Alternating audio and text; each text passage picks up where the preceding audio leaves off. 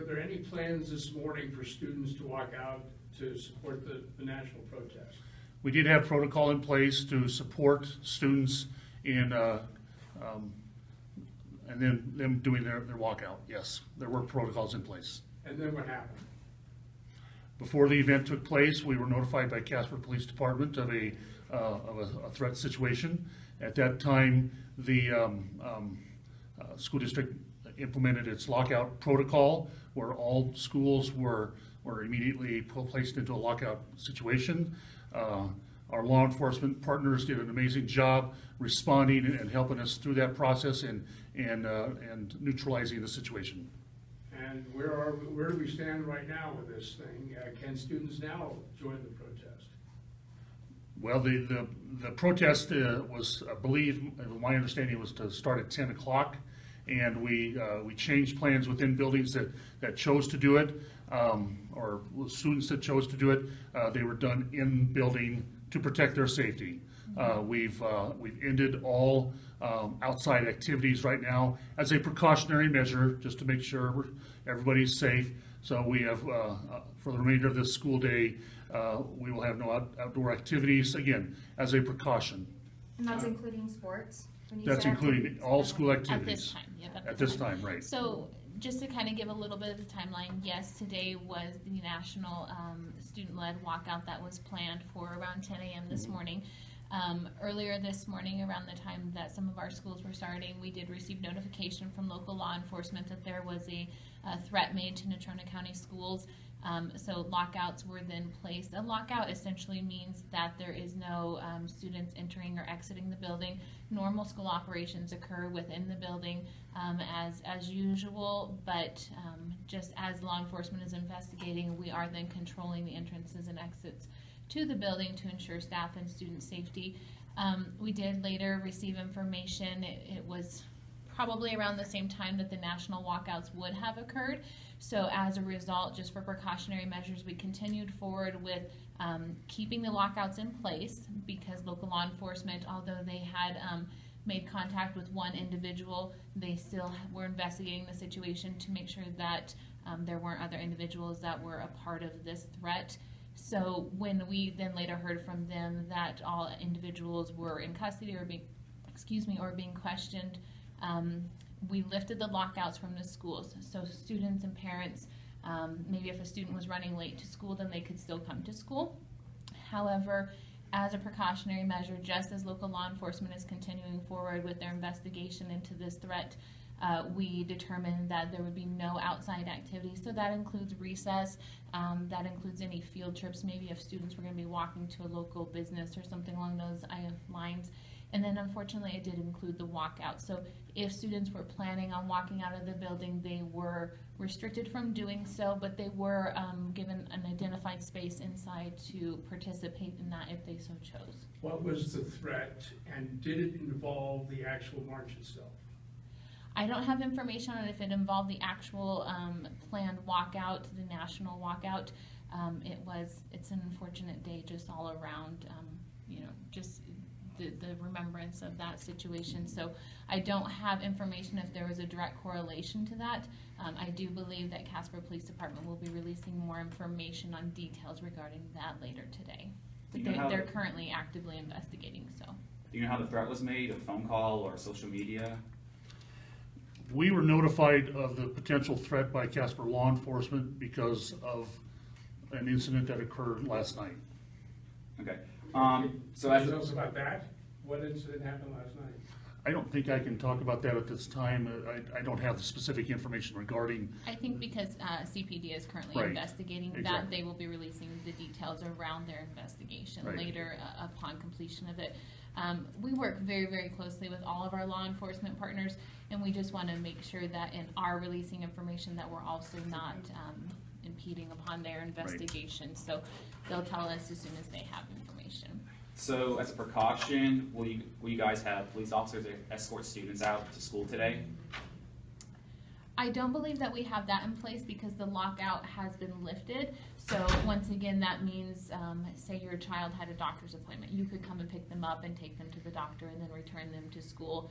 And so a lockout essentially would mean that we weren't allowing those types of interactions, but since those lockouts have been lifted, then students would be released as normal. I do know in all of these situations our local law enforcement partners, and that really includes everybody, Evansville, Mills, Highway Patrol, the Sheriff's Office, Casper Police Department, they really have an increased presence and just heightened awareness as law enforcement officers themselves, you know, in the schools and stuff, so.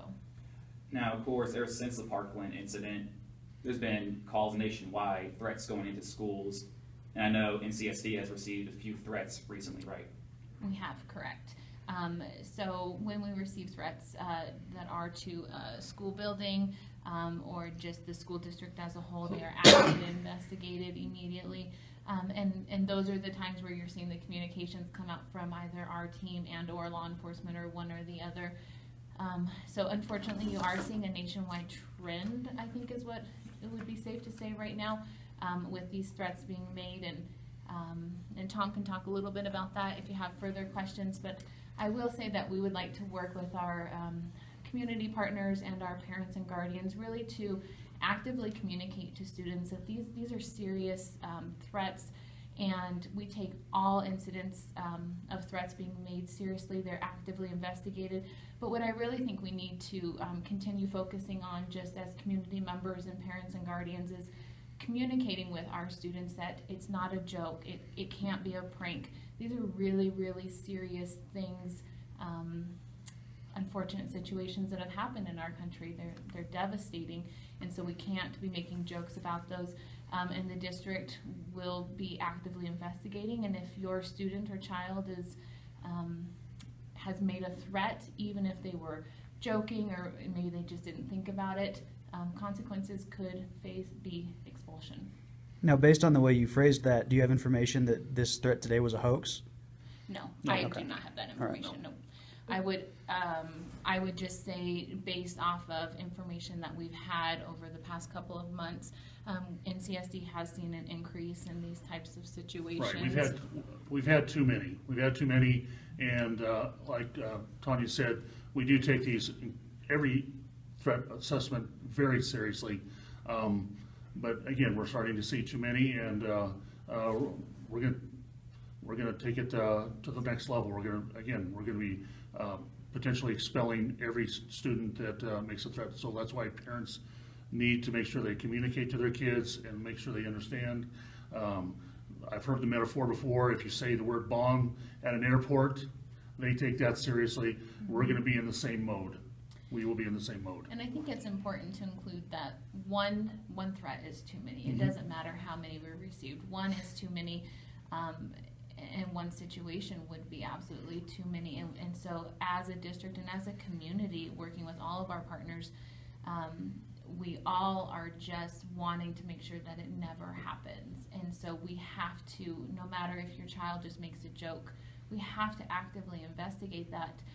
And that's a lot of resources from our community, from our local law enforcement partners, and from the district as a whole. And so we really, really need to make sure that students and kids are understanding that they will be facing pretty serious consequences, not only at the school district level, but possibly with local law enforcement if necessary. The police said this morning that the students are current, or the juveniles that are being questioned are current students. Can you tell me where? I don't have that information. I don't have that information. Okay. There's some people, you guys have explained why you guys put the lockout into place, why you kept it even though an individual was in custody. But some people are a little frustrated in the community, being that the walkout was scheduled at 10 and you guys didn't lift it until 9:45 around. Can you just what can the district say that you guys were not trying to take the Second Amendment or the First Amendment right of these students away from them that were wanting to participate? The lockout was lifted before 10 o'clock. Okay, we had no intention of interfering with that process whatsoever. So, and again, we worked diligently to again, lift that lockout so the walkout could occur in a safe environment. And again, it did occur in some buildings, and it was done in a secure fashion for safety of the students and staff at their building. So I think as regarding the timeline with that, while CPD had one individual in custody around that timeline, They were actively pursuing information that they were not aware of if there were other individuals involved. And so at no time was it, an idea to take away from the national walkout that students were participating in, but it really was about student and staff safety. At the time that lockouts were still in effect, we did not know if there were other individuals that were involved in this threat that was made to Natrona County Schools. And so we have to be proactive in that and keeping the kiddos inside and students inside. And as far as the lockout then being lifted, we received information from CPD allowing us to do so. However, we continued forward as a precautionary measure to keep all outside activities inside, so no recess and those types of things. But as Tom said, we actively communicated with our administrators of all of those buildings, letting them know that students may still want to participate in this event. And so as a result, we asked them to communicate over the loudspeaker, however they wanted to do that, that students who were still wanting to participate but who were unable to do so outside, that they had a spot inside to do so if they elected to. You talked a little bit about a number of different threats and lockouts that the district has put in place recently. My first question would be, what % of those would you say just roughly has been hoaxes? Well, in my mind, none of them are hoaxes, because I take them all seriously. If I have that mindset that something could be a hoax, that diminishes or lessens potentially my response to it. So in my mind, everything is real, everything is serious, and thankfully, none of them have followed through. Well, let me ask it another way.